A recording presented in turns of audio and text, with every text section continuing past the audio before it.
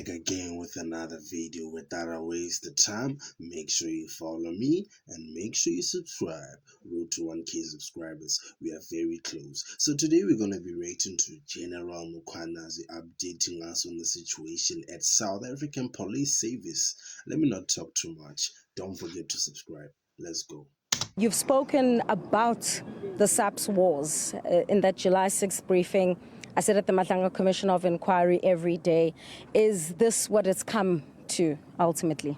Well, we don't know. It's got a resemblance of some typical strategies that have been employed, but we're still going to dig deep in it. My understanding is that not only has there been a warrant of arrest prepared for the crime intelligence boss, but for yourself as well. Are you aware of this?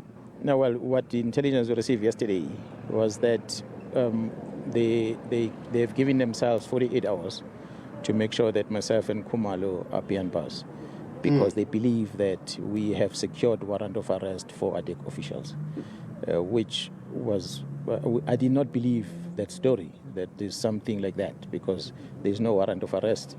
And from where I am, there's not even an investigation that involves anyone from ADEC. So why would you come with warrant of arrest? And a person who makes up a story, I thought it's just a story that is flying. But when Khumalo told me today that he's received a phone call by ADEC that say he must present himself at the station, so I thought the 48 hours that we were warned about yesterday, it's real. That's why I came here, so that first I can confirm with Khumalo to see the phone numbers that called him. And also, if ADEC is here, I might as well say, here I am, if you need me as well. But to my surprise, then Khumalo gets another phone call that says that he doesn't have to present himself because of some executive decision. In fact, that's also what we've been told. Have you gotten any clarity as to what exactly happened between the time Khumalo was told to present himself and the time at which he then was not going to be processed at this police station? There are phone numbers that call them. The people that own those phone numbers, perhaps are the one they must take the microphone and tell South Africa. Why did they call them to come here? And why did they call them not to come here? They leave the seniors that told them things. As police officers who are supposed to enforce the law, they took a decision that they are going to call them to come and present themselves, which they did. And when they are now being instructed, seems like, not to carry on with that execution of the arrest, they call them to say they don't have to present themselves. So is that administration of justice? I don't understand it. So I think the officials, two of them, they made phone calls with their numbers on Khumalo and Matondo's call on phones. They need to tell South Africa what happened here. And the statement from ADEC that is just flying shouldn't be taken like that. The people that call them, they must say, we call them because we've got a warrant of arrest. So the question then, why do you decide not to execute? As things stand, is there a warrant of arrest for ADEC head Andrea Johnson? Because there's also been lots of speculation that you and Khumalo are also gunning for her head, and this is what might have actually led to the moment that we find ourselves in now. I've said it on record. From where I am, General Mkhwanazi and the team that I'm leading, there is no warrant of arrest for any member of ADEC. From where I'm standing, there's not even a criminal investigation against any member of ADEC. I've asked Khumalo on the investigation that they are carrying out, and he indicated to me that there is no warrant of arrest against anyone. There was not even an application for the warrant of arrest. So I don't understand where the story comes from. So if people are reacting because there was a story, I'm saying it on record in front of the nation that there's nothing like that. And if there was, we would have spoken to the seniors to know about it, but there's nothing. So here we are standing because there were phone calls from ADEC, which is strange.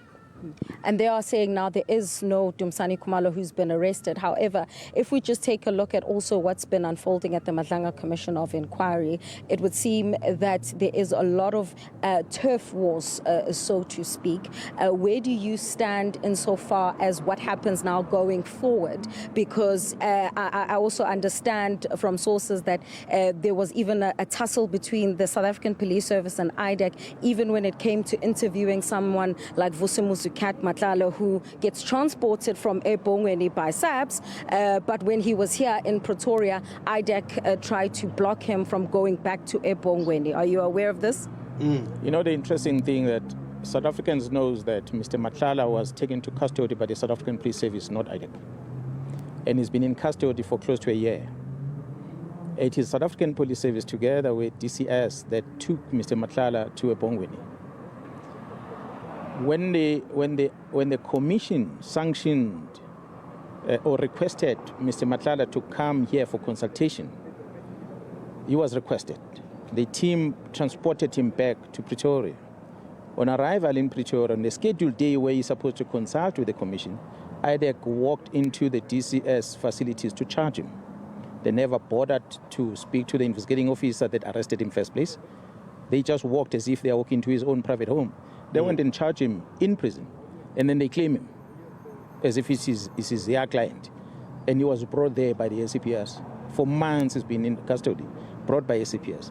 Just to that decency of phoning the investigating officer and say, we are here to execute a warrant for this person of yours. Crazy. Can we have some working arrangement? You want this person to be in Kokstad, we want this person to be in Pretoria. That discussion should have happened in a boardroom. It did not happen. The ugly part of it is that there was even a letter from IDEC threatening the Commissioner of Correctional Service about why is Ket Matlala sent to Kokstad from IDEC. What? As if he was presented, he arrived at Correctional Service, or he went to Kokstad because of the decision of DCS alone. So it became clear there that there's some malicious things. We know that Ket Matlala is forever out of prison because of consultation that they're busy with. We know that. We've got our intelligence that are collating information of what's happening. So we feel that there's now games that have been played. The man is in custody and he's got a number of cases. IDEC has put a case against him. He must answer to that. But the dissents of the security class are talking to each other. Damn, bro. From what I just heard right now, it sounds like Ket Matlala is never coming home. Yeah. If you listen to what Mkhwanazi just said right now, Ket Matlala is never coming home. He's gonna die in there. He's gonna die in jail. Damn, bro. But shout out. He said the very same person that you've arrested, we are looking for him on this case. We want to charge him. For these reasons, for him to be in court, we want to make sure that he stays in Pretoria. That discussion will have happened.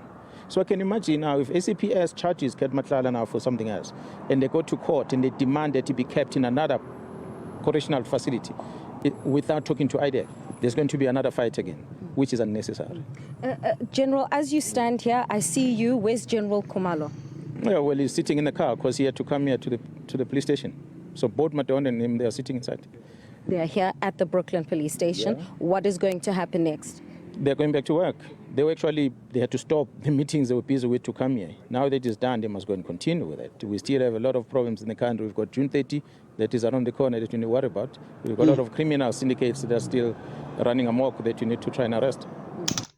As you heard, June 30 is still on. Mkhwanazi and his team are preparing for June 30.